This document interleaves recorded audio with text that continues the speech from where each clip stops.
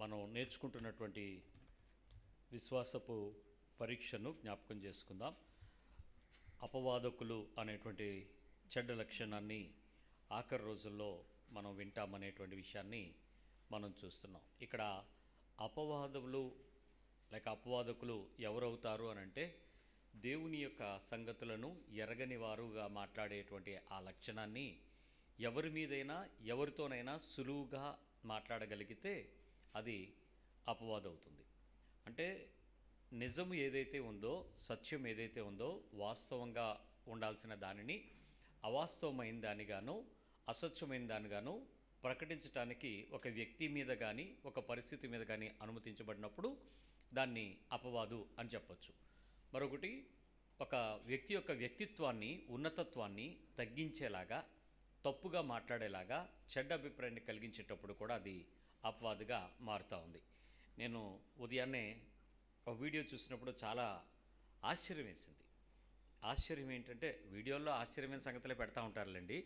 నిజంగా ఆశ్చర్యపోవాల్సిన విషయం ఏంటంటే, కాకినాడ దగ్గరలో చుట్టుపక్కల ప్రాంతాల్లో ఎవరో చేసినటువంటి, కాకినాడ తుని ఆ చుట్టూ పరిసర ప్రాంతాల్లో చేసినటువంటి ఒక పాస్టర్ గారు, యేసు ప్రభు అంతా అబద్ధం, కరుణాకర్ సుగుణ గారు మీరు దేవుడే సత్యం అని చెప్పి పాస్టర్ గారు హిందువుడిగా కలిసిపోయాడంట, గర్భాపసి అయ్యాడంట.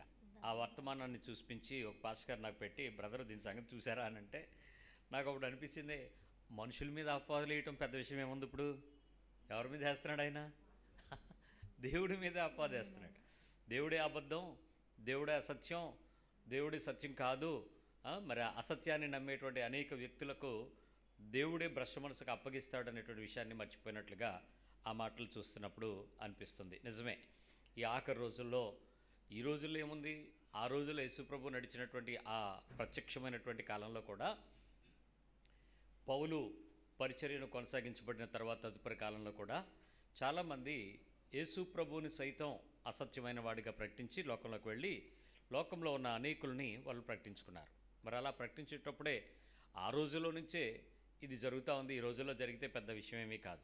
ఎందుకంటే ఒక అన్యుడు క్రైస్తవుడు అయ్యాడంటే ఆలోచించాలి, కానీ ఒక క్రైస్తవుడు అన్యుడు అయ్యాడంటే మీరు ఆలోచించాలేమో, కానీ నేను ఆశ్చర్యపోవాల్సింది ఏం లేదు. ఎందుకంటే మనం అక్కడి నుంచి వచ్చాం కాబట్టి వాటి మూలకాలు మనల్ని ఎప్పుడూ కూడా ఆకర్షిస్తూనే ఉంటాయి. మనం వెళ్తూనే ఉంటాం, జారుతూ ఉంటాం. అలాంటి బలహీనతలో మరొక వ్యక్తి తన వ్యక్తిత్వాన్ని దేవుని మీదకి నిందలు వేస్తూ ఉంటే నవ్వేసింది. నిజమే, ఈ ఆఖరి రోజులు ఇలాంటివి జరుగుతాయనే విషయం మనకు అర్థమవుతూ ఉంది. అయితే ఈ అపవాదు యొక్క లక్షణాన్ని కడవరి రోజుల్లో జరుగుతాయని 2 తిమోతి పత్రిక 3వ అధ్యాయంలో మనం చదివినట్లుగానే ఆఖరి రోజుల్లో ఇలాంటి పోయే కాలాల మధ్యలో ఇలాంటివి జరుగుతాయని మనకి బైబిల్ ముందుగానే హెచ్చరించింది. చూద్దాం ఒకసారి. 3వ అధ్యాయము 3వ వచనం. 2 తిమోతి పత్రిక 3వ అధ్యాయం 3వ వచనం. అంత్యదినముల్లో అపాయకరమైన కాలములు వచ్చునని తెలుసుకుని. ఇవి ఆఖరి రోజులు మాత్రమే కాదు, డేంజరస్ డేస్, అపాయకరమైనటువంటి కాలాలు. ఎలాంటి అపాయకరమైన కాలాలు అంటే, వైనాడులో జరిగినటువంటి విపత్తు ఊహించారు ఎవరైనా? ఊహించలేదు. ఇలాంటి అపాయకరమైన కాలాలు, అంత హ్యాపీగా, ప్లెజర్గా. నిన్న ఒక వీడియో వాళ్ళు బీబీసీ వాళ్ళు చెప్తున్నటువంటి విషయం ఏంటంటే, అక్కడ పూర్ ఎవరు లేరట, తెలుసా మీకు? పేదలు ఎవరు లేరంట ఆ ప్లేస్లో, అంతా రిచ్ పీపులేనంట. చాలా డబ్బున్నటువంటి వాళ్ళు, చాలా ధనవంతులైనటువంటి వ్యక్తులు, రాజకీయ ప్రముఖులు, పెద్ద పెద్ద హీరోలు, వాళ్ళకి సంబంధించినటువంటి స్థలాలను ఆ ప్రదేశంలో రిసార్ట్స్ కింద కట్టి ఎవరో కొంతమందిని పెట్టుకున్నారు అంతే.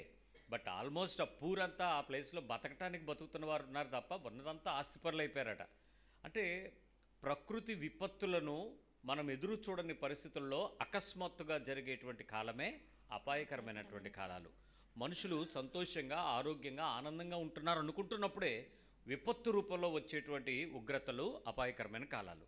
మనం హ్యాపీగా అనుకున్నాం, ఏమైంది, ఒక్కసారి కరోనా ఊడ్చిపెట్టేసింది, విపత్తు. అలాంటి అపాయకరమైన కాలాలు చాలా ఎక్కువైపోతాయి. ఇక అలాంటి కాలాల్లో ఈ లక్షణం ఒకటి వస్తుంది. ఏంటి లక్షణం? ఎలాగనగా మనుషులు స్వార్థప్రియులు, ధనాపేక్షులు, బింకముల ఆడువారు, అహంకారులు, దూషకులు, తల్లిదండ్రులకు అవిధేయులు, కృతజ్ఞత లేనివారు, అపవిత్రులు, అనురాగరహితులు, అతిద్వేషులు, అపవాదకులు. మరి ఈ అపవాదకులు వేసేటువంటి వాళ్ళు కూడా విపరీతంగా ఆ రోజుల్లో పెరుగుతారు ఆఖరి రోజుల్లోకి వచ్చేటప్పటికేనంటే ఆశ్చర్యకరమైన కాలం ఏంటంటే మనకు తెలుసు మన పితరుల కాలంలో ఇలాంటి లక్షణాలు లేవు, బహు తక్కువ. బట్ నేటి కాలంలో బహు ఎక్కువ అవుతున్నాయి. అంటే ఇది మన కాలంలో జరుగుతుంది. ఇంచుమించు మనం ఎక్కడ ఉన్నట్టు ఇప్పుడు ఆఖరి రోజులకి మనం వచ్చినట్లుగా మనం చూస్తున్నాం. సామెతల గ్రంథంలో 10వ అధ్యాయంలో 18వ వచనం చూడండి. 10వ అధ్యాయము సామెతల గ్రంథము 18వ వచనం. అంతరంగమున పగ ఉంచుకొనివాడు అంతరంగములో పగ ఉంచుకునేవాడంట అబద్ధికుడు, కొండెము ప్రచురము చేయువాడు బుద్ధిహీనుడు. ఈ కొండెమునకు అపవాదుకు పెద్ద ప్రత్యక్షత ఏమీ ఉండదు, కానీ ఆ కొండెములు వేసేటువంటి లక్షణంలో నుంచి ఈ అపవాదులు వేయటం అనేది ప్రారంభిస్తాడు. వారెవరట? బుద్ధిమంతుడా, బుద్ధిలేనుడా? బుద్ధిహీనుడు. అంతరంగమున పగ ఉంచుకుని అబద్ధకుడు ఉంటాడు. ప్రచారం చేయటానికి ఒక బుద్ధిహీనుడైనటువంటి వాడు కొండాన్ని వ్యాపింపచేస్తూ ఉంటాడు. అలాగే ఈ యొక్క బలహీనతను ముందుకు తీసుకుని వెళ్తూ ఉంటాడు. ఈ ముందుకు తీసుకునేటువంటి వెళ్ళి యొక్క లక్షణాలు మనకి ఎలాంటి నష్టాన్ని కలిగిస్తాయో ఒక 6 లక్షణాలు చూసాం మనం. ఒకటి, మంచిగా సదుద్దేశంతో ఒక వ్యక్తిత్వాన్ని ఇది చూడనివ్వదు.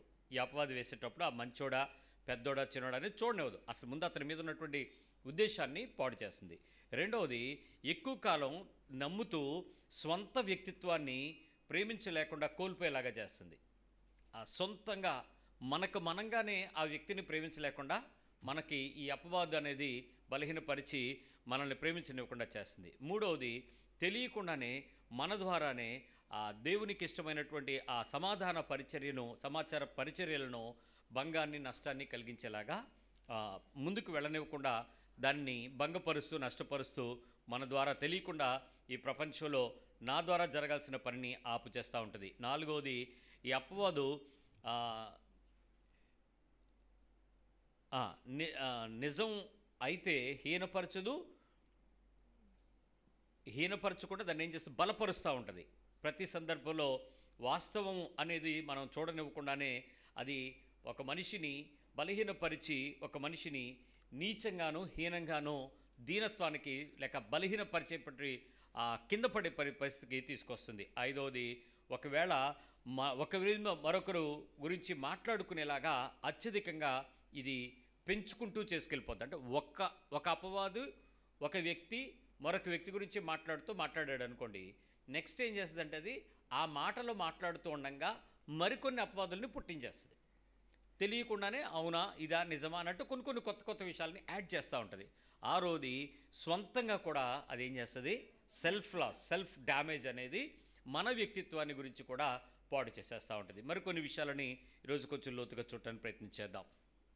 ఈ యొక్క అపవాదం ఏం చేస్తుందంటే అసూయ మనిషిలో ఉండేటువంటి ఒక లక్షణాన్ని గమనించండి. అసూయ, అభద్రత, గర్వం.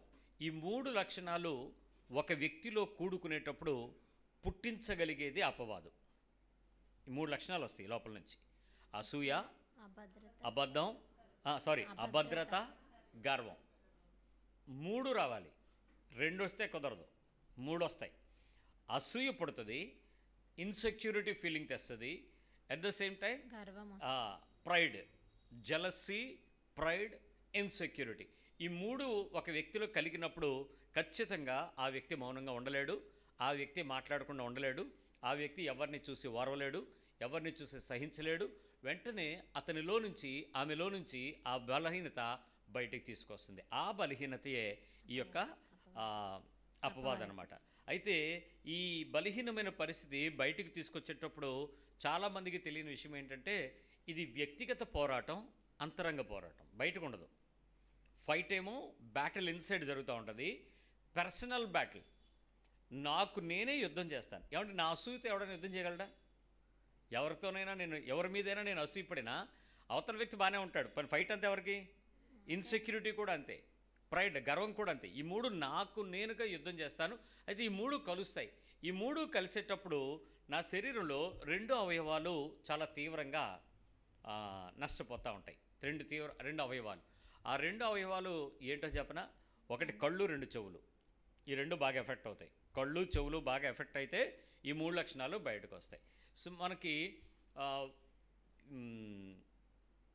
పాపం అక్కడికి వెళ్ళి యాకోబు చిన్నదాన్ని ప్రేమించాడు. చక్కనిది, చూడముచ్చటైంది, అందంగా ఉంది, తెల్లగా ఉండి ఉంటుంది బహుశా యూదులు కాబట్టి. దాన్ని మెచ్చుకుని ఉంటాడు. మెచ్చుకున్నప్పుడు నాన్న ఒకటి ఆలోచించాడు, చెల్లి బంగారం ఇది, చల్లంది పెద్దది, దాని కళ్ళు అసలే తేడాగా ఉంటాయి, చల్లందాన్ని నేనేం చేయను, సో దీన్ని తీసుకుపోతే రేపు దాని సంగతి ఏంటి, అందులోనూ పెద్దదానికి పెళ్ళి అవ్వకుండా చిన్నదానికి పెళ్ళి అయితే అదొక చిన్న అపచారం, కాబట్టి రెండింటిని చెల్లగొడదాం అన్నట్టు ఆలోచన చేశాడు. పెద్ద ఆయన కదా, మరి ఆయన ఏం అనలేము. అతని గురించి బైబిల్ తప్పుగా తీర్పు ఎప్పుడు చెప్పలేదు కూడా, మనం కూడా లేనిపోయిన మాట్లాడదు. ఆడు అన్నాడు. పోనీ మొత్తానికి ఏం చేశాడంటే యాకోబుకి చెప్పాడు, అరే బాబు అలా కాదురా, నువ్వు ఏదో ఒకటి చేద్దు కానీ నీకెందుకు అని చెప్పి చిన్నదాన్ని ఇవ్వడానికి పలుమార్లు కొలువు మార్చాడు, పని మార్చాడు, జీతం మార్చాడు. అయినా కూడా అతను చేసుకుంటాడో లేదో అన్నదానికి కాదు. అంటే మొదటి దానికి అతను చేయాలనుకున్న పనిని తను చేసేసాడు, దానివల్ల ఆ పని చేశాడు. నేను ఇదంతా ఎందుకు చెప్తున్నానంటే మొత్తానికి ఇద్దరిని తప్పించుకోలేకపోయాడు బాబు, ఇద్దరిని పెళ్లి చేసుకున్నాడు. కానీ పెద్దదానికి పిల్లలు పుడుతునేటప్పుడు చిన్నదానికి కలిగేదేంటి? ఎవరిది ఫైటింగు? షారా ఉంది, హాగరు ఉంది, అబ్రహాము ఉన్నాడు. హాగర్కి కడుపు వచ్చింది, ఇక్కడ సారమ్మకి నొప్పి వచ్చింది. ప్రాబ్లం ఎవరిది? సారమ్మది. హాగరం బాగానే ఉంది, అబ్రహాం బాగానే ఉన్నాడు. ది సెల్ఫ్ ఫైట్స్ ఇవి. ఇది ఎందువల్ల కలిగింది ఈ బలహీనత? కానీ మీకు తెలుసా, అక్కడ యుద్ధాలు జరిగాయి, చాలా పెద్ద పెద్ద పోరాటాలు జరిగాయి. కాకపోతే బైబిల్ చాలా కట్ షార్ట్ చేసింది, అంటే కొన్ని విషయాలు సీక్రెట్గా ఉంచుద్ది. ఎందుకంటే మనలో ఆ విషయం మన దగ్గరికి వస్తే మనం పెద్ద పాఠాలు నేర్చుకోమేంటండి, మనందరికీ తెలుసు, అందుకే రాయలేదు అవి. ఆ యుద్ధం ఎంత పోరాటమో, ఎంత చాప్టర్స్ రాయాల్సి వచ్చేదో. కాకపోతే దాన్ని తగ్గించి దేవుడు కలుగు చేసుకుని, దేవుడే సమాధానకర్తగా ఉండి, నేను నీకెందుకు పెళ్లి చేస్తాను, నీకు పిల్లల్ని ఇస్తాను కదా అని చెప్పి అక్కడ రాహేలుకి కార్యం చేశాడు. రాహేలుకి గనక ఆ కార్యమే గనక చెయ్యకపోతే మీకు తెలుసా భారతం లేదు. మీరు బైబిల్ భారతం కలిపెట్టారనుకుంటారు. మరి పాయసంతో పిల్లలు పుట్టాలంటే ఏంటి? అలాంటివన్నీ ఇక్కడేమే ఉన్నాయి. పితృదత్త వృక్ష ఫలము, అక్కడికి వచ్చేటోడికి పండు, మరి అవన్నీ ఇవే దీనిలో తీసుకెళ్ళి దానిలో తెచ్చుకోవటం. దానికి అంత చరిత్రలు రాయటానికి కారణాలు ఈ యుద్ధాలే. ఇవన్నీ మొత్తానికి చరిత్ర రకరకాలుగా వక్రీకరించుకున్నప్పటికీ వాస్తవ పరిస్థితులు ఆయా ప్రపంచ దేశాలలో ఉండేటువంటి హిస్టారికల్ ఇష్యూస్ అయితే ఇంచుమించుగా దగ్గరకే ఉంటాయి. వాస్తవంగా వచ్చేద్దాం. నిజానికి అలాంటి పోరాటాలు జరుగుతున్నటువంటి సంఘటనల్లో దేవుడు కలుగు చేసుకోకపోతే ఆ వ్యక్తిలో నుంచి బయటకు వచ్చేటువంటి ఈ బహుచెడ్డ లక్షణం కళ్ళు చెవులను అవయవాలుగా చేసుకొని మన లోపల పుట్టించేటువంటి బలహీనత ఇది. కళ్ళు చెవులు. మన కళ్ళు చూడలేదు, మన చెవులు వినలేదు. 99.9999 అంటే 100% అని చెప్పలేను డేటా లాగా. ఆ 99.999% ప్యూరిఫై అయిపోతాం. కళ్ళు చూడక నోటిని ఎలాగో అదుపు చేయలేము, కానీ అది ఎలాగో మాట్లాడుద్ది. అది మాట్లాడేసిన తర్వాత నోటికి ఒక గొప్ప లక్షణం ఉంది తెలుసా? మీ ఇష్టం వచ్చినట్టు మాట్లాడేయండి, సారీ అనగలదు. చెప్తుందా లేదా?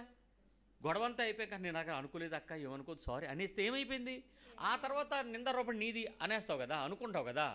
కానీ ఈ కళ్ళు చెవులు రిగ్రెట్ అవ్వవు. ట్రై చేసి చూడండి మీరు, అవుతాయా? కాబట్టి ఎంత జాగ్రత్తగా ఉంచుకోవాలి నీ అవయవాల్ని. దీనికేమో కంట్రోల్స్ లేవు, దీనికి ఉన్న కంట్రోల్స్ మన మాట వినవు. మీరు రెప్పలు ఆపండి చూద్దాం, కొట్టకుండా, అది మీ మాట ఏందో. మీరు చూడకుండా ఆపండి చూద్దాం, అవ్వదు. ఈ రెండింటికి కంట్రోల్ లేకుండా పెట్టాడు, దీనికేమో కంట్రోల్ ఉంచుకోమని చెప్పాడు. బైబిల్ చెప్తుంది ఎక్కువ మాట్లాడద్దు, ఎక్కువ విను అని. తక్కువ మాట్లాడు, ఎక్కువ విను. మన ఆజ్ఞలు చాలా పర్ఫెక్ట్గానే ఇవ్వబడ్డాయి. సో ఇలాంటి పరిస్థితుల్లో, ఇలాంటి పరిణితులలో మనము ఈ రెండు అవయవాలని ఎంతో జాగ్రత్తగా, ఎన్నో ఈ పోరాటాల్లో నుంచి చాలా జాగ్రత్తగా ఉంచుకోవాలరా. మరి ఫుల్ ఫైటే. మరి ఇంకా అపవాదు రాకుండా ఆపాలి అంటే కళ్ళు చెవులను కంట్రోల్ చేసి మన అవయవాలపై పట్టు తెచ్చుకోవటం నిజంగా సాధ్యమైతే వాడి పేరు సాత్వికుడు. ఏం పేరు? మీ పక్కన అడగండి, మీరే కదా అని. మీరే కదా సాత్వికులు. ఏ రెండింటిపై అవయవాలపై అదుపు? కళ్ళని చెవులను అదుపు చేసి పోరాటం కలిగించే నోటికి విశ్రాంతినివ్వాలి. అప్పుడు మీరు సాత్వికులు అవుతారు. దేవుని యొక్క పరిపూర్ణమైన స్వరూపమైన దైవత్వం యొక్క సంపూర్ణత క్రీస్తు ద్వారా ప్రత్యక్షమైనప్పుడు ఆయన మనకి చేసి చూపించినటువంటి ప్రత్యక్షత ఈ విషయమే. ఆయన చెవులు లోకంలో ఉన్నాయి, ఆయన కళ్ళు లోకమంతా చూస్తున్నాయి, తెలిసి ఉన్నాయి, ఆయన హృదయముకు అగమ్యగోచరమైనవి ఏమీ లేవు. కానీ అలాంటిది ఆయన నోటి మాట చేత ఒక్క పాపం చేయలేదని రాస్తుంది బైబిల్లో. అతని నోట ఏ కపటము లేదు. మక్కమక్కలాడుతున్న జనపనార వత్తిని ఆయన ఆర్పడు. అంటే ఏ స్థితిలో సింపుల్ ఫ్లేమ్స్ వచ్చేసేటువంటి సిచ్యువేషన్స్ని కూడా ఆయన చాలా జాగ్రత్తగా ఉండగలడు అక్కడ. మనం అలాంటి విషయాల్లో నోరు జారగలం.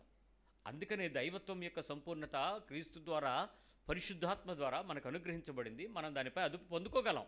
అయితే మనకింత బుద్ధి చెప్తున్నటువంటి విషయాన్ని మనం వినగలగాలి. అందుకనే అపవాదు వేయటం చాలా సింపుల్. కానీ ఈ కంట్రోల్స్ని తెచ్చుకోగలిగితే మన అవతల వారి మీద మనం మాట జారాల్సిన పరిస్థితి అయితే పెద్ద ఎక్కువ తొందరపడి ఆ రకమైనటువంటి అభిప్రాయాన్ని పాస్ చేయాల్సినంత అవసరం అయితే వరకు రాదు. దాన్ని మనం కంట్రోల్ చేసుకోవచ్చు. కానీ ఇక్కడికే మీరు ఆలోచించండి, ఎంతోమంది చాలాసార్లు ఇలాంటి బలహీనతలో ఉండేటువంటి మనలో అపవాదు వెయ్యకుండా ఉండాలని ప్రయత్నం చేస్తూ కూడా అవతల వ్యక్తుల మీద మనం కొన్ని అపవాదులు వేసుకున్నామా లేదా? కానీ ఇక్కడ నిందారోపణ మన మీద వేసుకున్నట్లుగా ఉంటుంది. నేనేదో పొరపాటు పడ్డానులే, నేనేదో అనుకుంటూనే ఉంటాం. కానీ లోపల మనసు ఒప్పుకోదు, నీ అంతరంగం ఒప్పుకోదు. ఎందుకంటే నువ్వు ఎన్ని అనుకుంటానని తప్పులు అనుకుంటున్నా, నేనే పిచ్చిదాన్ని అనుకుంటాను కానీ ఎక్కడ బుద్ధి అని మళ్ళీ పాత అభిప్రాయానికి నీ మీద ఓవర్ రైట్ చేస్తూ ఉంటుంది. ఎంత ప్రమాదం అంటే నీ చెవులు, నీ కళ్ళు, నువ్వు వినని దానిని, నువ్వు చూడని దానిని కూడా నీ అవయవాలలో నమ్మించగలిగేదే అపవాది. ఎవరో చెప్తారు, ఎవరో చెప్పింది నువ్వెందుకు నమ్మాలి? అదే అపవాది యొక్క గొప్పతనం. అది నమ్మించేలాంటి స్థాయికి నీ కళ్ళను, నీ చెవులను మోసం చేసి తీసుకుని వెళ్తూ ఉంటుంది. ఇక్కడ ఈ అపవాదుకులు ఎలా ఉంటారో ఒక విషయం చెప్తే మీరు బాధపడద్దే. కానీ ఎలా ఉంటారంటే, మేమెప్పుడూ కూడా నిజాయితీగా ఉన్నాము అనుకుంటారు. ఈ అపవాదుకులు ఎలా ఉంటారు? We always honest. మేము ఏ తప్పు చేయం, మేము ఏ తప్పు చూడం, మేము ఏ తప్పు మాట్లాడం, మేమేం అనం, మేము ఎప్పుడూ perfect, mister perfect, Mrs perfect. వీళ్ళు చాలా పర్ఫెక్ట్గా ఉన్నా అనుకుంటారు. కాదు, వాళ్ళు అనుకుంటారు. మనం ఎలాంటి పరిస్థితులు అపవాదులు వేస్తున్నప్పటికీ అపవాదకులు మా తప్పు కాదు, మా తప్పు లేదు, మేము తప్పుకు బాధ్యులం కాదు, ఈ తప్పు విషయంలో మేము దీని విషయంలో మీ చేత చెప్పించుకునేంత పరిస్థితి మాకు లేదు, కాబట్టి we always true, we always right అనేటువంటి ఒక చెడ్డ అభిప్రాయము మన అంతరంగంలో మన గురించి మనకి ఉంటూ ఉంటుంది. మీ మీద ఎవరైనా ఒక విషయం అపవాది వేశారు అనేటువంటి విషయం మీకు తెలిస్తే, మీ చెవుల దగ్గరికి వచ్చేస్తే, మీరు వినేస్తే మీరు ఎలా ఫీల్ అవుతారు చెప్పండి? మీరు ఎవరు ఫీల్ అవ్వరేంటి? ఇక్కడ అవుతారు కదా. మీరు ఏం ఫీల్ అవుతారు? నేను అలాంటి దాన్ని కాదు, అలాంటి వాడిని కాదు అంటే అనుకొని అంటారా లేదా? అని వదిలేస్తారా, పీక్కుంటారా? ఎందుకు పీక్కున్నారు? ఎందుకు లోపల పెయిన్ వచ్చింది? అదంతే, దాని లక్షణమే అది. ఆ ఉద్దేశం అవతలకి అది లేకపోయినా నువ్వు పీక్కునేటప్పుడు నువ్వు కొంచెం ఎక్కువ చేసుకుంటావు చూడు, వాళ్ళు అన్నది ఇంతే. కానీ ఆ తర్వాత నీకేం చేస్తుంది? అది నిన్ను లేనిపోయిందంతా ఊహించేసుకుని రకరకాలుగా ఆలోచిస్తూ ఫైనల్గా నువ్వు తెచ్చుకునే డెసిషన్ ఏంటంటే, ఎవడేమని అనుకొని నేనేంటో నాకు తెలుసు, నేనైతే తప్పు లేదు, నేను పర్ఫెక్ట్ అనుకుంటావు లేదా? అదే అన్నాడు కదా, అనేశాడు, నేనేంటో నాకు తెలుసు కదా అనుకొని వదిలేచ్చు. కానీ నేను ఎందుకు నొప్పడ్డాను? నాకు ఆ లక్షణం తెలుసు. ఏ లక్షణం? రెండోది, నన్ను ఇగో ఈ పాప నన్ను అంది అన్నదని ఈ పాప చెప్పింది. నాకు చెప్పిన వాళ్ళ మీద నాకే చెడ్డ అభిప్రాయం రాదర్రా? ఎవరికి రాదు. ఎవరి మీద వస్తుంది? ఎవరైతే చెప్పారో వాళ్ళ మీద. ఇంతకీ నాకు చెప్తున్నటువంటి ఈ వ్యక్తి నేను నమ్మచ్చా లేదా అన్న ప్రశ్న కూడా నాకు రాదు. ఇక్కడ క్రెడిబిలిటీ ఉంటే నేను తీసుకోవచ్చు, లేకపోతే ఇప్పుడు ప్రతిదీ ఎక్స్క్లూజివ్, ఇప్పుడే అందిన ఫ్రెష్ వార్తే మేమే వేస్తున్నాం, TV9 ఇప్పుడే అందిన వార్త, ఇప్పుడే అందిన వార్త. మీరు అదే టైంలో ఛానల్ మార్చి చూడండి, అన్ని ఛానల్ అదే వస్తుంది. దాని అర్థం ఏంటి? అందరికీ ఇప్పుడే అందిన వార్త అని అర్థం. అలాగే ఇప్పుడు నాకు అందిన వార్త ఒక వ్యక్తి నన్ను అంతే, ఈ వ్యక్తికి నాకు చేరవేసేంత క్రెడిబిలిటీ ఉందా లేదా అన్నది నేను చూడను. కానీ నన్ను అన్న వార్త గురించినటువంటి వార్త నాకు వచ్చి పీక్కుని ఫైనల్గా నా హృదయం నన్ను మోసం చేసేది ఎక్కడనంటే చెప్పాను కదా, కళ్ళు చెవులు నన్ను మోసం చేసి ఏం చేస్తుందంటే, అదేం పెద్ద నీతిమంతురాలు ఏంటి, ఆడెంతో ఎదవా, ఆడు అన్నన్నా నాతో పోలిస్తే నా కాలు గోటికి సరిపోడు. ఇప్పుడు నా గురించి నేనేం చెప్పుకుంటున్నాను, అసలు నేను ఎంత అపవాదుని నమ్ముతున్నానో చూడండి. అసలు ఆమె అలాంటిది కాదు, నువ్వు నోరు ముయ్యి అని నేను అనగలనా? నా చెవులున్న కళ్ళు నేను ఏం చేస్తానే, ఆ లక్షణం నాకు తెలిస్తే నేను ఆ పని చేస్తాను. ఆ లక్షణం నాకు లేకపోతే అందా అందా నేను కనుక్కుంటానులే, నువ్వు దాని గురించి ఎక్కువ బాధపడకు అని నేను ఈ మధ్యలో వాళ్ళని సముదాయించాల. నువ్వు ఫీల్ అవ్వకు వదినా, చెల్లి, అనయ్య, కంగారు పడకు, నాకు తెలుసు అవతల అన్నోళ్ళు ఎవరో, no problem, let it be, light తీసుకో అని చెప్పి అసలు మనం దాని గురించి ఆలోచించుకుంటూ నిద్రపోగలగాలి. అసలు నిద్ర రాదు ఇప్పుడు, ఆ టైంలోనే నిద్రపోగలగాలి హాయిగా. ఎప్పుడైతే ఈ విషయంలో నేను మంచి అని నేను అనుకుంటానో, నిజాయితీగా ఉన్నానో అని అనుకుంటాను, మొదటి బలహీనత. ఈ పరిస్థితుల్లో రెండోది ఏంటంటే, నా తప్పులను నేను పరిగణించకుండా చేస్తుంది నన్ను. ఈ అపవాదులు వేసేటప్పుడు నా తప్పుల్ని నన్ను పరిగణించదు, లక్ష్య పెట్టనివ్వదు. నేను ఇంతకు మునుపు ఏమైనా నేను అలా అన్నానా, అలా చేశానా, అలా అయ్యానా, అలా చెందానా, అలా జరిగిందా, నేనేమైనా బాధ్యుడయ్యానా, అలాంటి పరిస్థితుల వల్ల నేనేమైనా ఇలాంటి పరిస్థితిని తీసుకోవాల్సి వస్తుందా, ఇవేవి కూడా నా గురించి నన్ను, నా తప్పులను ఎప్పుడూ కూడా పరిగణించదు. ఎందుకంటే నేను అవతల వ్యక్తులను నిందారోపణ చేయించగలిగే స్థాయికి నా మనస్సులో నుంచి ఒక బలహీనతను పెంచగలుగుతున్నాను అని అంటే, ఆ టైంలో నన్ను నేను చాలా పవిత్రుడుగాను, గొప్పవాడుగాను, ఉన్నతుడుగాను, నా ఊహకు నన్ను పెంచుకుంటే తప్ప నేను అవతలవాడిని పిచ్చోని చేయలేను, తగ్గించేస్తాను. ఈ బలహీనత ఎలాంటి పరిస్థితిలోకి వస్తుందో చెప్పనా? 8వ విషయం చెప్తున్నాను. అవతల యొక్క వ్యక్తి యొక్క వ్యక్తిత్వం, క్యారెక్టర్ని, గుణశీలాన్ని చెడిపేస్తుందండి. వాళ్ళ యొక్క వ్యక్తిత్వాన్ని, క్యారెక్టర్ను కూడా నేను పాడు చేయగలను. నీ దగ్గరకు వచ్చినటువంటి అపవాదు గురించి అవతల వ్యక్తి వేస్తున్నటువంటి ఎంత బాండమైనా వేయచ్చు, ఎంతటి పరిస్థితి అయినా ఈజీగా మాట్లాడేయచ్చు. ఒకప్పుడు మాటలు ఎలా ఉండేవంటే, ఒక నిజాయితీతో కూడినటువంటి ఒక విలువైనటువంటి మాటలుగా ఉండేవి. ఎవరు మాట్లాడినా, ఎవరు మాట్లాడాల్సి వచ్చినా, ఎవరు మాట్లాడడానికి ప్రయత్నం చేసినా ఆ వ్యక్తిత్వపు విలువలను కాపాడుకుంటూ ఉండేవారు. నేడు ఆ విలువలు లేవు, కాలంతో పాటు దిగజారుతున్నాయి, నీచమైన బలహీనమైన స్థితికి కిందకి దిగుతున్నాయి, చాలా నీచమైన స్థితికి దిగిపోతున్నాయి. ఒకప్పుడు కొన్ని మాటలు పదప్రయోగాలు కూడా ఉండేవి కావు, బయటకు కూడా వచ్చేవి. దాన్ని ఏమనేవారంటే అన్పార్లమెంటరీ లాంగ్వేజ్ అని అంటారు. అంటే భాషా ప్రయోజికమైన జనరంజకమైనటువంటి భాష కాని భాష అనేటువంటి భాష. దాన్ని ఈరోజు ఏమంటారు తెలుసా? డార్క్ కామెడీ అంటున్నారు, డార్క్ డైలాగ్స్ అంటున్నారు. డార్క్ అంటే ఏంటి? చీకటిలో ఏమైనా మాట్లాడచ్చు కదా, ఎవరైనా మాట్లాడచ్చు కదా, ఎంతైనా మాట్లాడచ్చు కదా. అందుకే ఎలాంటి డార్క్ డైలాగ్కైనా ఈరోజు మీడియా వల్గారిటీకి దాన్ని బోల్డ్ అని పేరు పెట్టుకుంటుంది. ఆడపిల్లలు ఇష్టానుసారంగా ఒళ్ళు వదిలేసి, బట్టలు వదిలేసి, నగ్నంగా ఎక్కువగా ఏమైనా పనులు చేస్తుంటే వాళ్ళని ఏమంటున్నారు? నిన్న ఎవరో చెప్తున్నాడు, ఇన్స్టాగ్రామ్ చాలా బోల్డ్ కంటెంట్ ఎక్కువైపోతుంది అన్నానండి. అంటే ఏంటి అని అంటే అప్పుడు చెప్తున్నాడు ఈ విషయం. ఎంత అంటే ఎలాంటి పనులైనా చేస్తూ ఉండడం, వయసుతో సంబంధం లేకుండా, పెళ్ళైనా పెళ్ళవ్వకపోయినా, భార్యాభర్తలు ఉన్నా, పిల్లలున్నా, ఎలాంటిదైనా బోల్డ్. బట్ చూసారా, బోల్డ్ అంటే మామూలుగా మనకున్న అర్థం ఏంటి? ధైర్యము అని. అంటే ఇలాంటి ఏదో పనులు చేయటం ధైర్యమా? అదే కదా ఇప్పుడు సమాజం దాన్ని అందిస్తుంది, దాన్ని ఒప్పుకుంటుంది, దాన్ని ప్రమోట్ చేస్తుంది. ఈ రకమైనటువంటి అక్రమాన్ని ఈ బోల్డ్ అనేటువంటి పేరు మీద, డార్క్ అనేటువంటి పేరు మీద సమాజంలో అవతల వ్యక్తిత్వాలను, మనుషులను నీచమైన, బలహీనమైన మనస్సాక్షికి సైతం దిగజార్చగలదు. క్యారెక్టర్ని సైతం, అంటే గుణశీలాన్ని సైతం చంపేయగలదు. ఈ అపవాదు అంత ప్రమాదకరమైంది. దానికి ఏ రకమైన పేర్లైనా పెట్టుకో, ఒక విధంగా నువ్వు మార్ఫింగే చేస్తున్నావు అనుకో. సో ఆ పద్ధతిలో ఏ రీతిగానైనా ఆ వ్యక్తి యొక్క వ్యక్తిత్వాన్ని, గుణశీలాన్ని నెమ్మదిగా చెడుపుతూ వ్యక్తి యొక్క మనుగడను చంపేస్తుంది అపవాది. వ్యక్తి మనుగడను చంపేస్తుంది. సింపుల్. ఇక్కడ ఒక 100 మంది ఉన్నాం, ఈ 100 మందికి మాట్లాడుకుందాం అనుకుందాం కాసేపు. ఒక వ్యక్తిని నేను సమాజంలో ఆ 100 మంది నుంచి నేను వెలివేయాలంటే, నువ్వు బయటికి వెళ్ళిపోరానంటే వెళ్ళడు. కానీ నెమ్మదిగా నేను అతను ఏం చేయొచ్చు, లేక ఆమెను ఏం చేయొచ్చు? ఒక అపవాదిని ప్రమోట్ చేయొచ్చు. ఆ అపవాదిని ప్రమోట్ చేసిన తర్వాత పదే పనిగా అదే అపవాదును గనక అవతల యొక్క వ్యక్తిత్వాన్ని హీనపరుస్తూ, నీచుపరుస్తూ, కించుపరుస్తూ, దిగజారుస్తూ స్లోగా అదే విషయాన్ని నేను నమ్ముతూ మరొక వ్యక్తిని నమ్మించాననుకోండి, నెమ్మదిగా ఏమవుతాడు?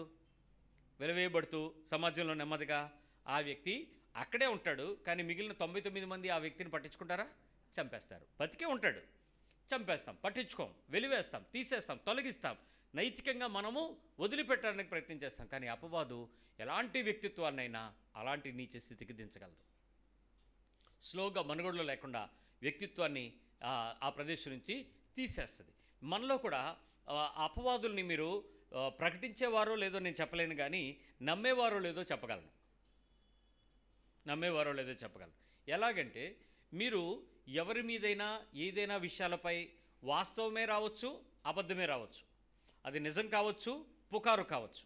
అది రూమర్ అవ్వచ్చు, అంటే లేనిపోయిన అపవాది కొండెం అవ్వచ్చు, లేక ఇంకేదైనా అబద్ధమైన పద్ధతి జరిగించిన తర్వాత నీకు అవతల వ్యక్తి మీద ఉండేటువంటి అభిప్రాయం ఏ విషయంలోనైనా మునుపటి కన్నా పెరిగితే నీవు ఆ అపవాది యొక్క లక్షణాన్ని ఒప్పేసుకున్నట్టు, నమ్మేసినట్టు, నువ్వు అతనితో జతకడునట్టు, అతనితో పాటు నువ్వు చేతిలో చేయేసినట్టు, అపవాదికంతో పాటు చేయేసినట్టు. ఒకవేళ నా ప్రదేశంలో యేసుప్రభు ఉన్నాడు, నా దగ్గరికి ఒక ఆయన వచ్చి చెప్తున్నాడు. ఇప్పుడు నేను 2 ఉదాహరణలు మీకు చూపిస్తాను. అంటే నేను ఒక వ్యక్తి, నా ప్లేస్లో ఉన్నటువంటి యేసు మరొక వ్యక్తి. నా దగ్గరికి ఒక ఆయన వచ్చి చెప్తున్నాడు, పాస్టర్ గారు ఈ అమ్మాయి మీకు తెలుసా అని ఫోటో చూపించాడు. ఈమె అనంటే గట్టిగా చెప్పకండి అన్నాడు. ఏమైంది అన్నాడు. నిన్న దొరికిపోయింది అన్నాడు. ఎక్కడ? చూడలేదా మీరు? చూడలేదు బాబు, మా ఇంట్లో టీవీ లేదని టక్కన వార్త ఓపెన్ చేశాడు. చూడండి అంటే ముసుగులో వ్యభిచారం అని వార్త వస్తుంది. ఇదిగోండి ఈ ఫోటోయే అన్నాడు. బాబు ఏంట్రా మన చర్చికే వస్తుంది. సర్లే ఎవరికి చెప్పలేదు కదా అని అంటే మన గ్రూప్లోంచి తీశాను అన్నాడు. సరే దాన్ని అలా చెరిపోయి నీ దగ్గర ఎందుకు, దాన్ని 10 మంది చూపిస్తావు, డిలీట్ చేశాను అని సరే. నేను డిలీట్ చేయట్లేదు బ్రదర్, ఇదంతా ఇంటర్నెట్లో అంతా సరే. ఇప్పుడు నేను ఆ వ్యక్తి ఆరాధనలో నా ఎదురుగా ఉంది. ఎవరో ఆ ముసుగులో, ఆ టీవీలో ఆ దొరికిపోయిన ఆ వ్యక్తి ఓ తప్పు చేసి అక్కడ ఉంది. ఇప్పుడు నా రెండవ సినారియో, యేసుప్రభు ఉన్నాడు, అదే వ్యక్తి ఎదురుగా వచ్చింది. ఎవరు? వ్యభిచారంతో పట్టబడిన స్త్రీ. నేను చెప్పింది న్యూస్, ఆయన చెప్పింది బైబిలు. యేసుప్రభు దగ్గరికి ఎదురుగా వచ్చింది. ఆయన ఏమంటాడు చెప్పండి? నా అలాగా ఎవరికీ చెప్పకంటాడా? ఆయన ఏమన్నా నమ్ముతాడో? పోనే తెలియదు ఆయనకి తెలియదు ఏమైనా ఉందా? మనుషుల ఆలోచన పుట్టకమును పైన ఎరిగినవాడా? ఆయన దృష్టికి సమస్తమైన తేటగా కనబడుతున్నావు కదా. ఇప్పుడు ఆయనకు తెలుసు, చేసిందో లేదో తెలుసు. అందరూ అక్కడికి వచ్చారు, రాళ్ళు గుట్ట కూడా పక్కన ఉంది, ఎదురుగా వచ్చి మాట్లాడుతున్నారు. యేసుప్రభు అంటే ఇంకెవరికి చెప్పకంటాడా? నేను అన్నాను, ఆయన ఎందుకు అనలేడు? ఆయన ఏమంటాడు ఆమెని? అమ్మా, కుమారి, ఇంకేదో పెదం పట్టు. మనం ఏమంటాం? అమ్మాయి అలా జరుగు, అలా కూర్చో. దగ్గరికి వస్తుంది అనుకోండి, అప్పుడు నా చుట్టూ ఉండేటువంటి వ్యక్తులు నా సొంత కుటుంబం. ఒకవేళ నాకే ఒక భార్య ఉందనుకోండి, కాసేపు పాస్టమ్ గారు అక్కడ ఉన్నారనుకోండి, అందరికన్నా ముందు వచ్చి అడ్డు నిలబడిపోదు అక్కడ. ఏంటి ప్రాబ్లము? నమ్ముతున్నాం మనం. అలాంటి ఒక బలహీనమైన పరిస్థితి ఎదుటపడిన అపవాదే గనక జరిగితే, నేను చెప్పింది వాస్తవం, యేసుప్రభు కళ్ళ ముందు జరిగినటువంటి సినారియాని మన కళ్ళ ముందు చెప్పాను నేను. అదే విషయం అపవాదే గనక అయితే, జరిగిన దానిని యేసుప్రభు చేసిన పనిని చెయ్యక మనం అపవాదిని ఎంత ఎక్కువ నమ్ముతాం చెప్పు, ఎంత ఎక్కువ ప్రమోట్ చేస్తావు చెప్పు. ఆ వ్యక్తి గురించి నీ హృదయంలో అభిప్రాయం మార్చేస్తావా లేదా? చూపు మారిపోతా లేదా? వాడు దొంగోడని నీకు తెలిస్తేనే మారిపోతావు. వ్యభిచారం అంటే నువ్వు మారవా?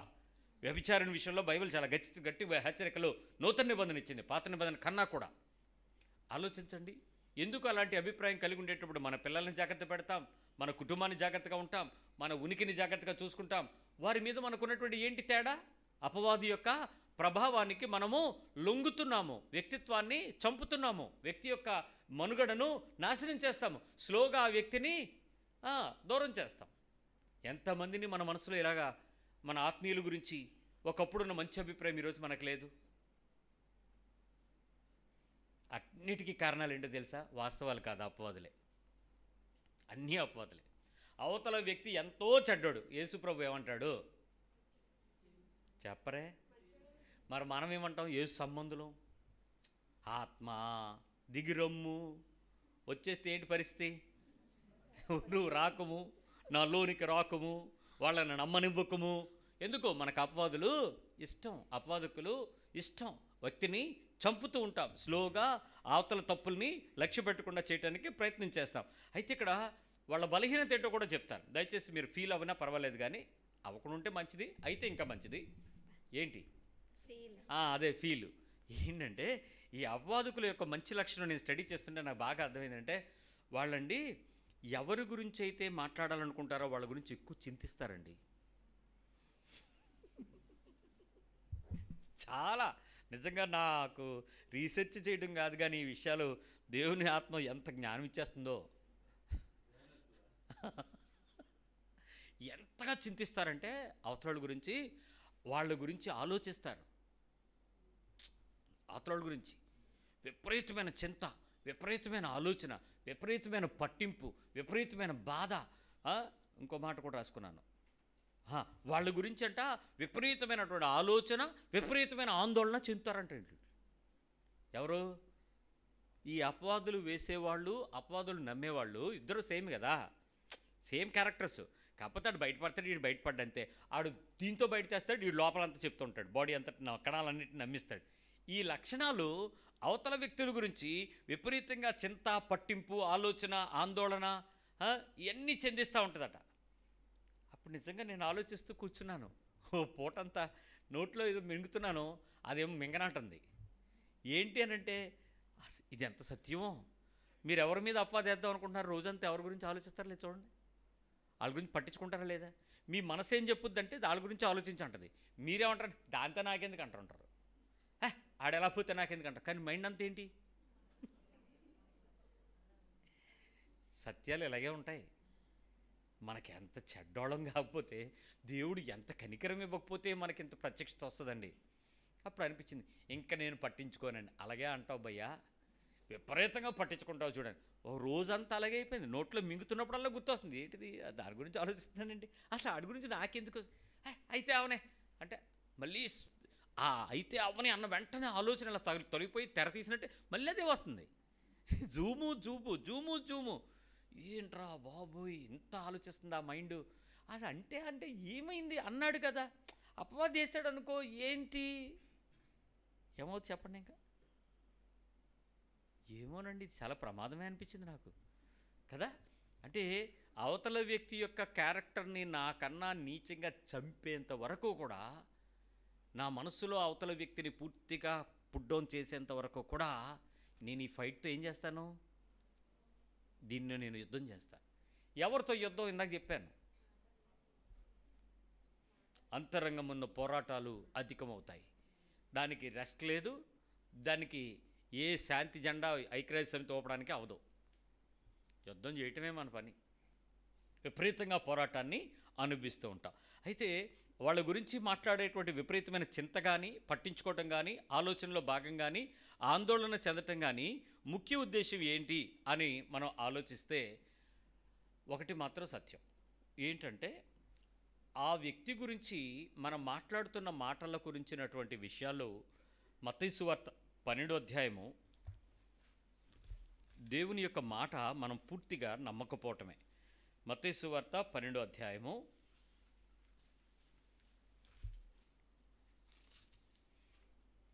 36వ వచనం. నేను మీతో చెప్పినదేమనగా, మనుషుల పలుకు వ్యర్థమైన ప్రతి మాటను గూర్చియు విమర్శ దినమున లెక్క చెప్పవలసి ఉండును. ఇప్పుడు 35. సజ్జనుడు తన మంచి ధననిధిలో నుండి సద్విషయములను తెచ్చును. నేను మంచోడిని, సజ్జనుడిని అయితే నా ధననిధి అనగా నా హృదయ నిధి, దాచుకున్న నిధిలోంచి బయటికి ఏం తెస్తాను? మంచి విషయాలు. ఇప్పుడు నేను చెడ్డోడిని అయితే ఏం తెస్తాను? చెడ్డ విషయాలు, దుర్విషయాలు తెస్తాను, మంచి విషయాలు తెస్తాను. నేను సజ్జనుడినైతే అప్పుడు నేను పలికే మాటలు బయటకు వచ్చేటప్పుడు వ్యర్థమైన మాటలు వస్తాయా, చెడ్డ మాటలు వస్తాయా? సజ్జనుడైతే మంచి మాటలు వస్తాయి. వ్యర్థమైన మాటలు రావు కదా, చెడ్డ మాటలు రావు కదా, తీర్పు మాటలు రావు కదా, అవతల వ్యక్తి మీద అపవాది మాటలు రావు కదా.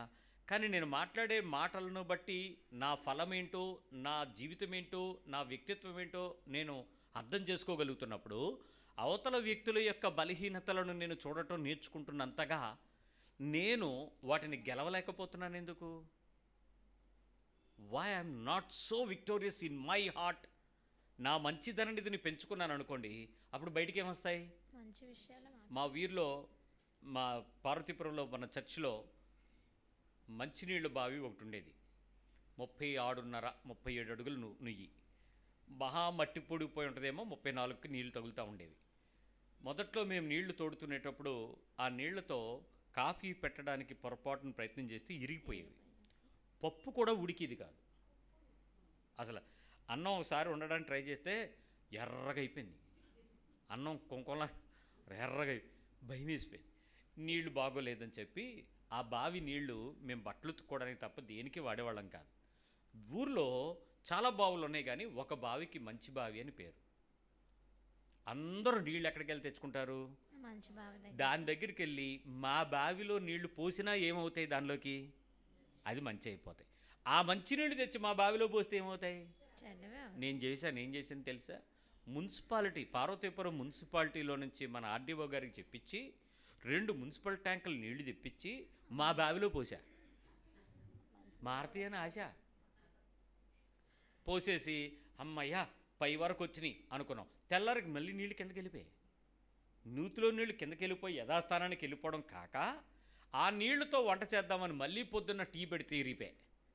అప్పుడు అర్థమైంది, బావి తాలూకా స్వభావం బయట నుంచి వచ్చే నీళ్ళను బట్టి కాదు, అక్కడ ఊరే నీళ్ళను బట్టి ఉంటుంది. ఏ బావి గురించి మాట్లాడుతున్నావు? పార్వతీపురంలో బావా? మీకు విషయం చెప్పనా? దేవుడు చేస్తే ఎలాంటి అద్భుతాలు జరుగుతాయో. తుఫాన్ లాగా ముసురు పట్టింది 15 రోజులు.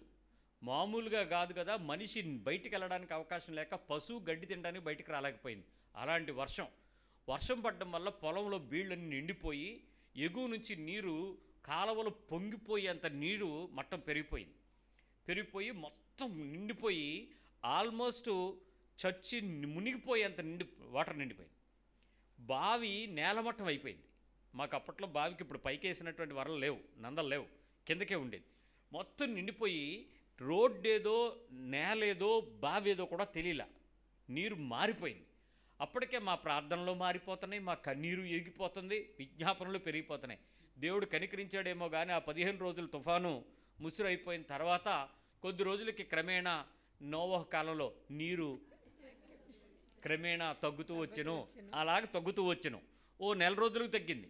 బురద అసలు ఎక్కడ బండి పెడుతామన్నా సైకిల్ మీద వెళ్తుంటే సర్ర స్కేటింగే, అలా ఉండేది రోడ్. ఒక రోజు తర్వాత ఎందుకో నీళ్లు తాగాల్సి వచ్చినప్పుడు నోట్లో వేసుకుంటే కొబ్బరి నీళ్ళగా ఉన్నాయి. ఏంట్రా బాబులు ఏమన్నాయని చెప్పి నీళ్లు తీసుకొచ్చి దానిలో నా చిల్లపెంకులు చిల్ల గింజలు తెచ్చి వేసి గచ్చ గింజలు అంటారు, అవి ఇచ్చారు నీరు తేరుకోవడానికి. ఇండుగు పిక్కలు అవి తెచ్చేసాం. వేసి కొంచెం ఆగిన తర్వాత సరే మరి ఎక్కడో నూతిలోకి వెళ్ళి మంచినీళ్ళు తెచ్చుకుంటాం. అప్పట్లో మినరల్ వాటర్ ప్లాంట్లు ఏం లేవు. సరే పెట్టండి ఏదో ఒకటి అని చూస్తే పాలు ఎరగలే.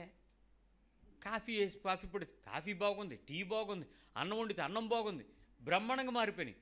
ఈరోజు మీరు వచ్చి ఆ నీళ్ళతో మీరు తెలుసా ఆల్ ద క్యాంప్స్లో మనం వాడేటువంటి వంట చేయడానికి వాడే నీళ్లు ఆ బావి నీళ్లతోనే వంట చేస్తాం. ఇన్ని వేల మందికి వంట చేసినా కూడా. కారణం ఏంటంటే ఒకప్పుడు ఆ బావి చెడ్డబావే, కానీ దేవుని యొక్క మందిరంగా మార్చబడిన ప్రదేశం తరువాత దేవుని పక్షమైనటువంటి కృపావర్షం కురిచిన తరువాత ఆ నీళ్లు తాగడానికి యోగ్యమైన మంచినీరుగా మార్చేశాడు దేవుడు. ఈరోజు బతుకుల్లో ఉన్నటువంటి ఈ దన్నిది ఉందే, ఇన్ని సంవత్సరాల కడవరి వర్షపు ఆత్మక్రమరింపు జరుగుతున్నా, వాక్యపు జల్లులు కురుస్తూ ఉన్నా, హెచ్చరించు దేవుని ఆత్మ యొక్క రక్తం క్రమరించబడుతున్నా కూడా లోపల మంచిదననిది పెరగటం లేదు. దానిలో నుంచి సద్విషయాలను తెచ్చుకోలేకపోతున్నాం. కానీ మనుషులు మాట్లాడే ప్రతి మాటను గూర్చి విమర్శ దినమున మనం ఏం చెప్పాల్సిందట?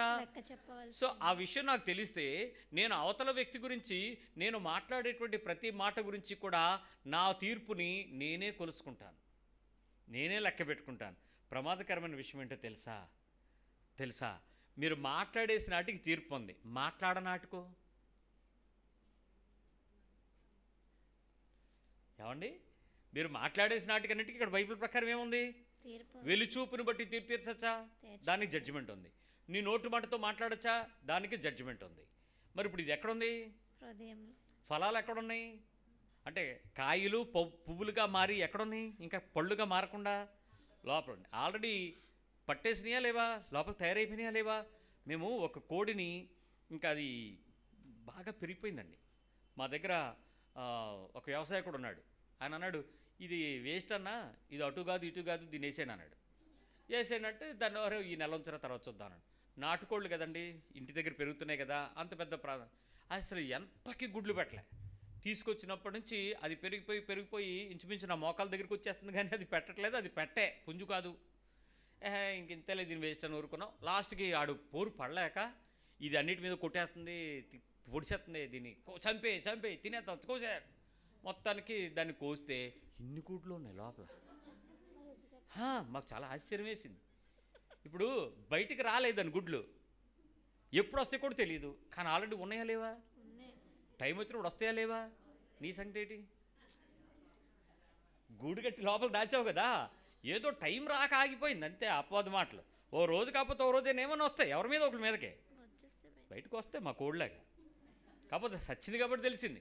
అది తీసుకొని వచ్చిన తర్వాత ఆడు ఇన్ని ఏంట్రీ ఏంటంటే దానిలోనే అన్నాడు. ఆడు నెల రారన్న. ఏం వ్యవసాయకుడు రా నువ్వు, బంగారం లాంటి కోడు, దాని కోడిని దాన్ని ఏమో చంపించావు, చూడరా ఎన్ని ఉన్నాయని అంటే ఆడదాన్ని ఎలా చూసి దీనియానా అని అడుగుతున్నాడు. ఇలాగే ఉంటాం మనం కూడా.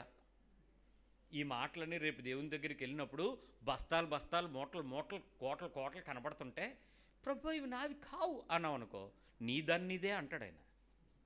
నువ్వు తీర్పులో పడతావు అనే విషయం మనం దాన్ని లక్ష్య పెట్టక అంతరంగంలో కూడా వాటిని దాచుకుంటున్నట్లయితే అది చాలా ప్రమాదం అవుతుంది. అందుకే ప్రతిదానికి రెఫరల్గా యేసుని ఎందుకు చూపించుకుంటామంటే, ఆయనకు నిన్నటి గురించినటువంటి ధ్యాస లేదు, చింత లేదు, దాని గురించి ఆలోచన లేదు, పట్టించుకోడు.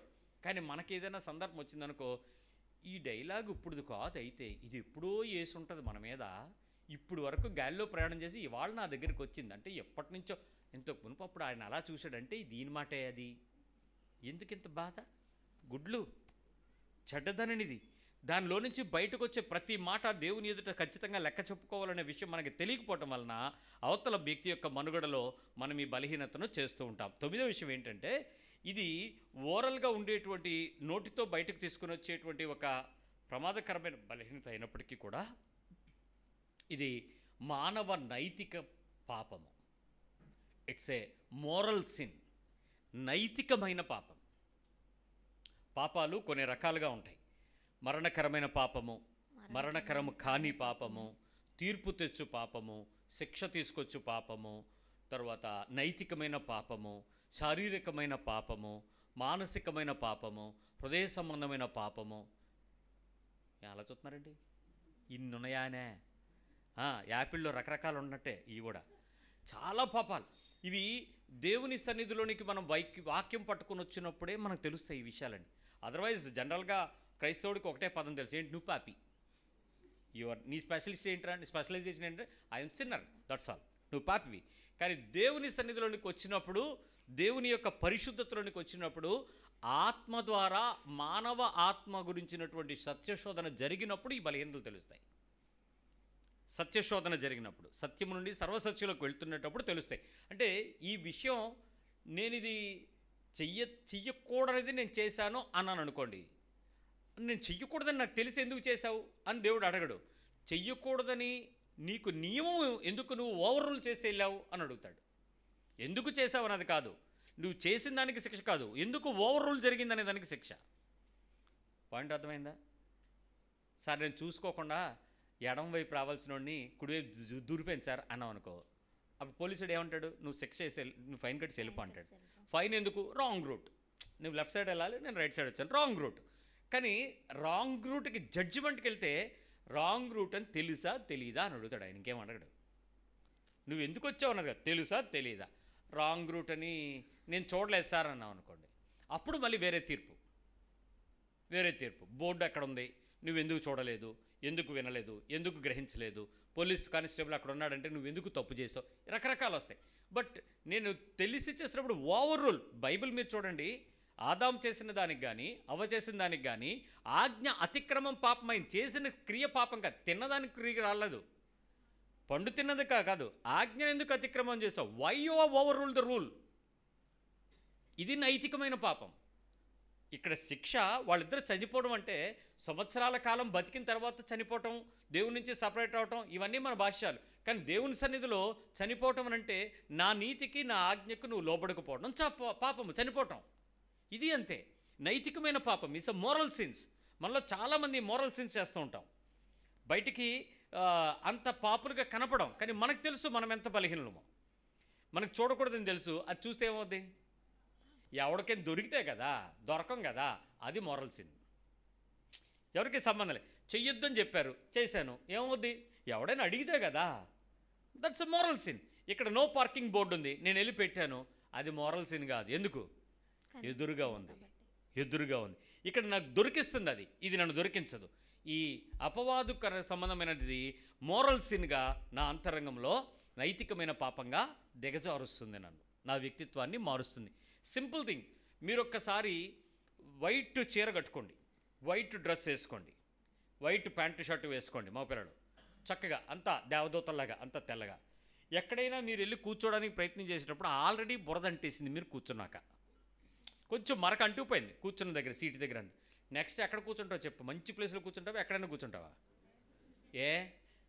ఒకసారి మరకైన తర్వాత నువ్వు ఎక్కడ కూర్చున్నావు ఒకటే. ఎందుకు? ఆల్రెడీ ఏమైంది? అదే నైతికత. ఒక్కసారి నువ్వు దిగజారిన తర్వాత రెండోసారి పరిశుద్ధతకు ప్రయత్నం చేయనవదు. అంటే ఏం చేయాలి? ఈ మరక పడకమునిపే నీ వస్త్రాన్ని, నీ హృదయాన్ని, నీ నోటిని, నీ అంతరంగాన్ని, నీ చూపుని, నీ చెవిని చాలా జాగ్రత్తగా అవయవాలని అదుపు చేసుకోవాలి. ఇక్కడ అవతలవాడు ఏం వేస్తాడో నాకు అనవసరం. బైబిల్ ఏం చెప్పింది?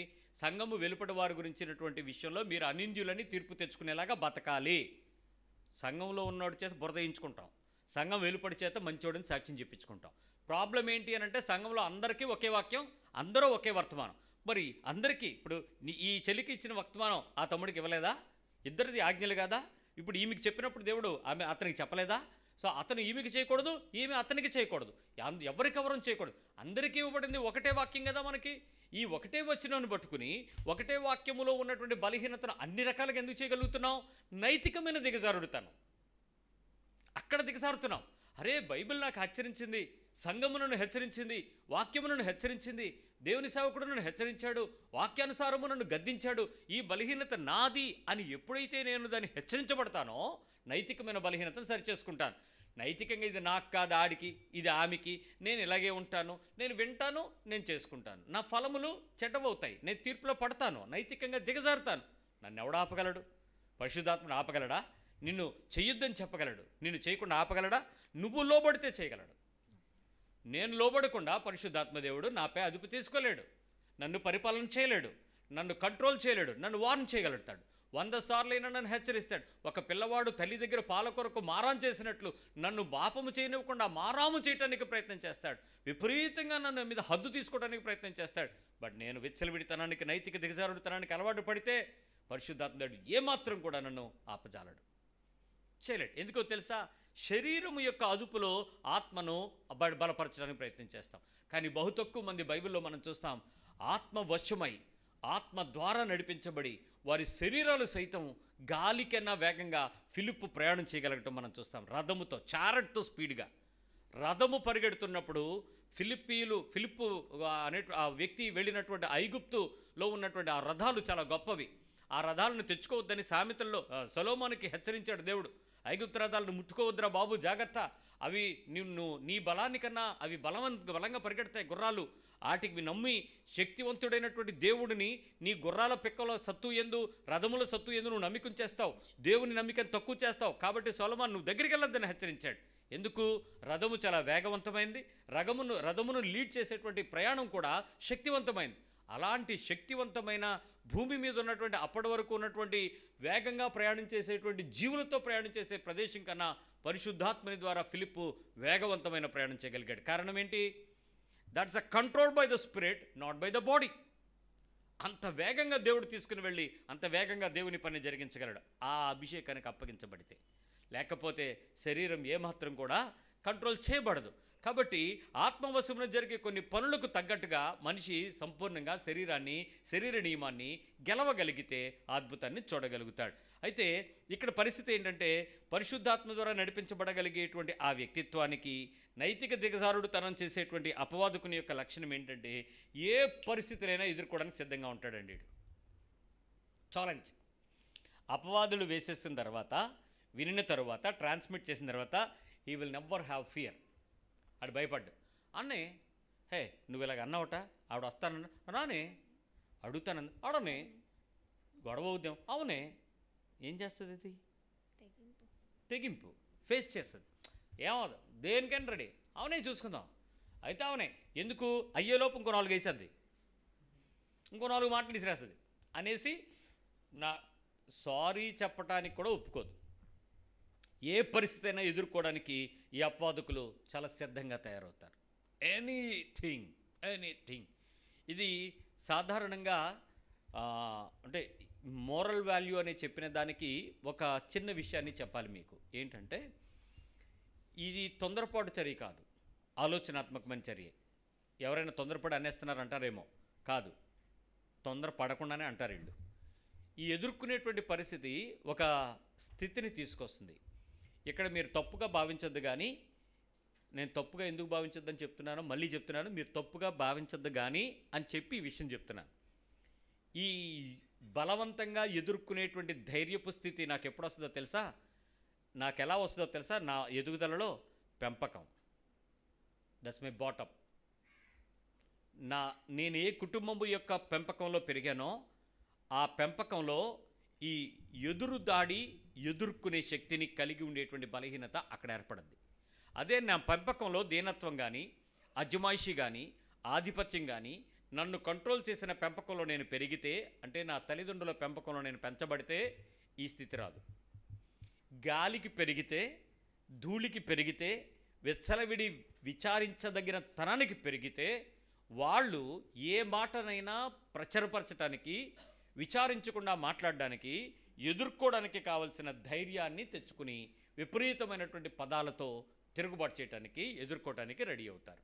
నేను అందుకేనండి మీరు ముందే చెప్పాను ఈ విషయం. మీరు మా అమ్మా నాన్న అంటారా అని నా మీద ఇరుసుపడద్దు. అక్కడ ఉంటే ఇది వస్తుంది, అక్కడ లేకపోతే ఇది రాదు.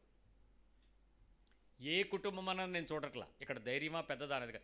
బికాజ్ దట్ బ్రింగ్స్ బాడప్, అంతే. అది మన పెంపక లోపం, మన పరిస్థితి అంతే. ఎందుకు అలాంటి పెంపకంలో ఆ లక్షణం అనేది హెచ్చరించాలి. తల్లిదండ్రులారా, మీ పిల్లల్లో నుంచి ఈ విషయాలు బయటకు వస్తున్నాయని అంటున్నా వెంటనే వాళ్ళని పిలిచి వాళ్ళకి దెబ్బలు కొట్టేనా శిక్షించాలి. ఇది తప్పు, ఇది నువ్వు మాట్లాడకూడదు, ఇది నువ్వు అనకూడదు, ఇది చెప్పకూడదు, దీన్ని ఇలా చేయకూడదు అన్న ఆ హెచ్చరిక స్థితి ఆ తల్లిదండ్రుల్లో ఉంటే, ఆ గద్దింపు పిల్లలకి ఇవ్వగలిగితే, ఆ ట్రాన్స్మిషన్లో నడిస్తే ఖచ్చితంగా పిల్లల్లోకి అది వస్తుంది.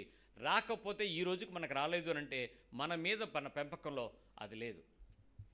కాబట్టి మన పిల్లలు స్కూల్కి వెళ్ళిపోతున్నారు, ఇంటికి వస్తున్నారు, పొద్దున్న 8 గంటలకి ఆటో ఎక్కితే 7 గంటల నుంచి రెడీ అయ్యి 8 గంటలకు ఆటో ఎక్కితే ఇంటికి ప్రైవేట్లన్నీ మిగుచుకుని ఇంటికి వచ్చేది ఎన్ని గంటలకు పిల్లలు? 7:30, 6, 8. ఇంక ఇంట్లో ఏముంటారండి వాళ్ళు? వచ్చిన వెంటనే అలసిపోయి తినేసి పడుకుని పోతారు. ఉంటే ఒకవేళ ఆదివారం ఉన్నా మన ఇంట్లో చేతిలో ఉండేది ఫోనే. ఏమంటే 6 రోజులు స్కూల్లో చంపేస్తాం, కనీసం ఈ పూట కూడా ఫోన్ ఇవ్వంటే ఒరే అన్న ఆడుకునేవరా అన్నట్టు వదిలేస్తున్నాం. ఇంక ఈడు ఫోను కింద మీద మీద. మరి ఎప్పుడు నేర్చుకుంటున్నాడు అనుకుంటున్నారు ఈ లక్షణాలు? చెప్పండి, స్కూల్లోనా? కాదు, ఎక్కడా? ఎవరి దగ్గర? చెప్పండి. మనం నేర్పిస్తే నేర్చుకుంటున్నారా, వాళ్ళు మనం చూసి నేర్చుకుంటున్నారా? అంటే ఎంత ప్రమాదం అండి ఇది. మన నేచర్ని వాళ్ళు ఎలా పట్టుకెళ్తున్నారు పిల్లలు. మన పిల్లలు మన ఆస్తులకు వారసత్వం కాదు, మన అలవాట్లు కూడా వారసులే, మన చెడ్డ లక్షణాలు కూడా వారసులే. ఎంతో భయం కదా ఇది. మన పెంపకం ద్వారా మన నెక్స్ట్ తరాన్ని పాడు చేయాలనుకుంటున్నామా, క్రీస్తులో పెంచాలనుకుంటున్నామా? చాలా జాగ్రత్తగా మన పిల్లలకి ఈ విషయాలని మనం ఇక్కడ ఎప్పుడైతే మీరు సమర్థించేటువంటి వ్యక్తిత్వం మీరు కలిగి ఉంటారో మీ పిల్లలకి మీ భార్యాభర్తల మధ్య సంబంధపు పద్ధతులకి ఈ తప్పు మీ పిల్లలు ఈజీగా టేక్ ఓవర్ చేస్తారు. పొద్దున్నుంచి స్కూల్లో ఉండి మన ఇంట్లో ఉండి ఈ చిన్న చిన్న చెడ్డ లక్షణాలు మన నెక్స్ట్ జనరేషన్కి ఎలా పంపిస్తున్నాము? స్కూల్లో ఉండేటప్పుడు వాళ్ళకి టీచర్లు కేవలం ఏం చెప్తారు. చెప్పినవి పిల్లలు కొన్ని నచ్చితే చేస్తారు, మార్కుల కోసం కొన్ని చేస్తారు. కానీ మనము ఏం చేశామో చూసి వాళ్ళు నేర్చుకుంటారు. టీచర్లు చెబుతారు, మన దగ్గర చూసి నేర్చుకుంటారు. ఎవడు ఏం చెప్పినా పిల్లలు నేర్చుకోరండి, తల్లిదండ్రులు మనం ఏం చేశామో చేస్తారండి. కాబట్టి మనలో ఈ చెడ్డ లక్షణాలు రాకుండా ఎదురు తిరిగే స్వభావాన్ని ఏ పరిస్థితిని ఎదుర్కొనే స్థితిలో నుంచి మనం చాలా జాగ్రత్తగా ఉండడానికి ప్రయత్నించాలి. అయితే 10వ విషయం చెప్తున్నాను. ఇది అపవాది యొక్క చెడ్డ లక్షణం ఏంటంటే అన్యాయం అవ్వచ్చు, అక్రమం కూడా కావచ్చు. అన్యాయస్తులు దేవుని రాజ్యంలోకి ప్రవేశిస్తారా? ప్రవేశించరు. అక్రమం చేవారు నా అద్దు నుంచి. సో ఈ రెండు మనల్ని దేవుడి నుంచి ఏం చేస్తే చెప్పండి? ఆ రాజ్యంలోకి వెళ్ళనివ్వదు, ఆయన దగ్గర నిలబడినివ్వదు. ఈ అపవాదు అన్యాయం అవ్వచ్చు, అక్రమం కూడా అవ్వచ్చు. అయితే ఈ రెండు లక్షణాలు అన్యాయము అక్రమము ఏ ఫార్మెట్లో బయటికి మనతో వస్తుందో ఒక విషయం మీరు తెలుసుకుంటే ఇంకోసారి ఈ చెడ్డ లక్షణంలోకి వెళ్లకుండా ఉండడానికి ప్రయత్నించేద్దరు. కానీ చాలా సింపుల్ విషయాలు చెప్తాను వినండి. మొట్టమొదటిగా అపవాది యొక్క ఫార్మెట్ ఏంటంటే వేషధారణ. ఒకసారి నోటితో చెప్పండి. అంటే ఏం చేస్తుంది? ఉన్నది లేనట్లు, లేనిది ఉన్నట్లు ఏం చేస్తుంది? అది నటిస్తుందా, జీవిస్తుందా? వేషధారణ అంటే నటన కాదు, జీవమే, జీవించుటయే. ఆ జీవించుట అనేటువంటిది వేషధారణ. హిపోక్రసీ దేనికి సంబంధించింది? హిపోక్రసీ అపవాదుకు సంబంధించినది. బయటకు తీసుకొచ్చేటువంటి ఒక మాట వేషధారణ. నేను ఒకసారి ఇద్దరు దెబ్బలాడుకున్నారు. దెబ్బలాడుకున్నటువంటి పాప దెబ్బలాట కారణమైనటువంటి వ్యక్తిని కూడా తీసుకుని నా దగ్గరికి వచ్చి పంచాయతీ పెట్టింది. ఇదే నా గురించి ఇలాగ అందే అన్నాడు. నేను అమ్మాయిని పిలిచాను. నువ్వు అన్నావా లేదా చెప్పానంటే, చెప్పు అన్నావా లేదా? నువ్వు అన్నావు కదా. అసలు గంట అండి, 1 అవర్ నా గొంతు డ్రై అయిపోయి లీటర్ నీళ్ళు తాగాను. కానీ ఆ మిడిగుడ్లు ఆపకుండా అలా చూస్తూనే ఉందంతే. ఆ పిల్ల అంది, అన్నయ్య నేను వెళ్ళిపోతానన్నయ్య అంది. ఏది కంప్లైంట్ తీసుకున్న పిల్ల. ఏమి అమ్మాయి నువ్వు చెప్పచ్చు కదని అంటే అదంతే. దట్ ఈస్ కాల్డ్ వేషధారణ. ఇక్కడి నుంచి వెళ్ళిపోన్నాను. ఇంకెళ్ళిపోను.